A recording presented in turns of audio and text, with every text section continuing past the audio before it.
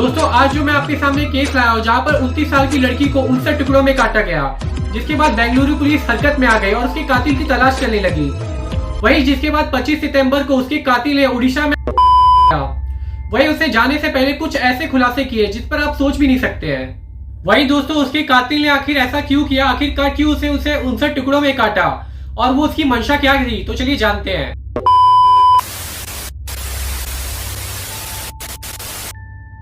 जैसा कि दोस्तों 21 सितंबर को एक खबर आई थी कि 29 साल की लड़की को 59 टुकड़ों में काट कर फ्रिज में रखा गया और वहीं दोस्तों पुलिस की छानबीन के दौरान उस रूम के अंदर एक सूटकेस और एक ट्रॉली बैग भी मिला था।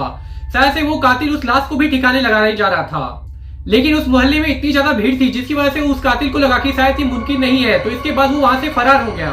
वही दोस्तों जब पुलिस ने उस लाश को देखा तो देखने से पता चल रहा है कि लाश काफी ज्यादा पुरानी है, क्योंकि उसमें से बहुत ज्यादा बांस आ रही थी। यहाँ तक कि जो लाश की कंडीशन थी वो बहुत दयनीय थी। वही दोस्तों पुलिस का यह अनुमान है कि शायद से 3 सितंबर को उसका कत्ल किया गया है, क्योंकि जो लाश है वो बहुत ज्यादा ही उसमें से बदबू आ रही है। दोस्तों बात करते हैं मुक्ति रंजन की। वही दोस्तों उड़ीसा की भूनीपुर से जहाँ पे जंगल के एक इलाके में एक शख्स की लाश बरामद होती है। वही वहां पर कुछ आर्टिकल और कुछ नोट्स भी होते हैं। उन नोट से ये सीधा सीधा पता चलता है कि इसका सीधा सीधा संबंध बेंगलुरु के महालक्ष्मी के हत्याकांड से संबंध है। वही दोस्तों ये लाश किसी और की नहीं बल्कि मुक्ति रंजन की होती है, जिसके बाद जो उड़ीसा पुलिस होती है वो बेंगलुरु पुलिस के इसके बारे में इन्फॉर्म करती है। वही दोस्तों जो महालक्ष्मी होती है वो मुक्ति रंजन को पहले से ही जानती है, क्योंकि ये दोनों एक ही स्टोर में काम कर रहे होते हैं। और वही कॉल डिटेल से ये साफ साफ पता चल जाता है कि ये दोनों एक दूसरे को जानते हैं पहले से। वही दोस्तों ये जो मुक्ति रंजन है वो बाकायदा तौर पर उस स्टोर का मैनेजर था। वही दोस्तों ये जो महालक्ष्मी है ये दोनों एक दूसरे को जानते थे, यहाँ तक ये दोनों एक दूसरे के साथ टाइम भी स्पेंड किया करते थे, क्योंकि सीसीटीवी कैमरे से ये पता चलता है कि जो मुक्ति रंजन की जो स्कूटी थी वहां पे पाई गई थी, जिसे ये तो साफ साफ पता चल गया था कि मुक्ति रंजन जो है वो महालक्ष्मी के घर में आया जाया करता था। वही दोस्तों जब पुलिस वाले ने वहां के आसपास के सीसीटीवी कैमरे को खंगाला तो पता चलता है कि वहां पे एक स्कूटी थी जहां पर 2 शख्स को देखा गया, वही 2 से 3 सितंबर के बीच में। इससे ये तो साबित हो गया कि उनमें से एक शख्स मुक्ति रंजन था। वही दोस्तों बेंगलुरु के बसपा गार्डन के व्यापाली कावल इलाके में महालक्ष्मी रहा करती थी। वही वहां के आसपास के पड़ोसी का ये भी कहना था कि इसके घर में एक शख्स लगातार आता जाता रहता था।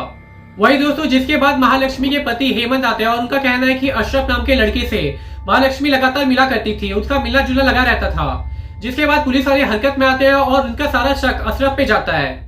वही दोस्तों जिसके बाद पुलिस अशरफ से सख्ती से पूछताछ करती है, क्योंकि जो अशरफ है वही प्राइम सस्पेक्ट दिखता नजर आ रहा था।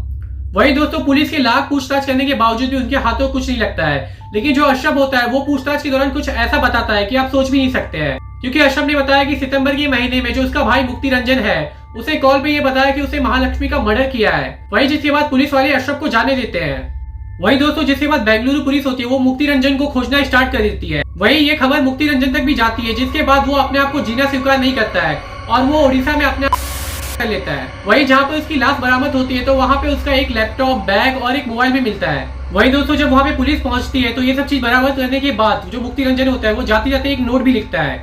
उस नोट में उसे साफ साफ बताया था कि उसे महालक्ष्मी को आखिर क्यों मारा था। वही इस नोट से ये तो साफ साफ पता चलता है कि मुक्ति रंजन और महालक्ष्मी के करीबी रिश्ते थे। वही मुक्ति रंजन ने उस लेटर में साफ साफ लिखा था कि 3 सितंबर को वो उस घर में मौजूद था। और वही इन दिनों के बीच में आर्ग्यूमेंट होती है। आर्ग्यूमेंट इतना बढ़ जाता है कि इन दोनों के बीच में झड़कम हो जाती है। और वही इस झड़कम के बीच में जो मुक्ति रंजन होता है वो महालक्ष्मी के सर पे हिट करता है और वो बिल्कुल ही बेसुध हो जाती है, जिसके बाद ये जो मुक्ति रंजन होता है वो उसको मौत की घाट उतार देता है। वही दोस्तों जब मुक्ति रंजन ने ये कांड किया था तब उसे बहुत ही अच्छे तरीके से पता था कि जो पुलिस है उसका पता कैसे भी लगा लेगी और उसने ये कत्ल किया है, तो वो ये सोचता है कि वो लाश को काट काट के टुकड़ों में काट देगा। वही दोस्तों जिसके बाद जो मुक्ति रंजन होता है वो महालक्ष्मी की लाश को ठिकाने लगाने की कोशिश करता है।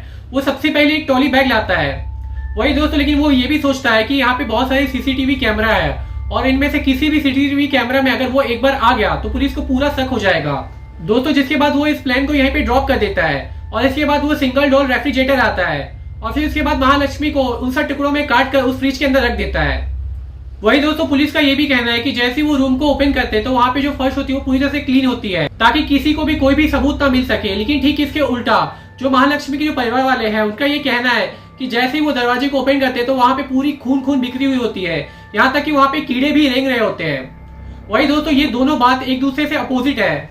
वही दोस्तों पुलिस वालों का ये भी कहना है कि आखिरकार जब ये घटना 3 सितंबर को हुई और इन्हें ये सूचना वहां के पड़ोसी से 20 तारीख को मिली, तो आखिरकार 19 और 20 दिन तक ये परिवार वाले कहाँ थे और जब महालक्ष्मी का जो मोबाइल स्विच ऑफ था तो उसके परिवार वालों ने आखिरकार खोजबीन क्यों नहीं की। वही दोस्तों जब पुलिस वाले ने परिवार से पूछताछ की तो वही उसके हस्बैंड का कहना है कि मैं 25-20 दिन पहले ही महालक्ष्मी से मिल चुका हूं और हमारी बातचीत हो चुकी है। वही दोस्तों पुलिस की अभी भी छानबीन जारी है।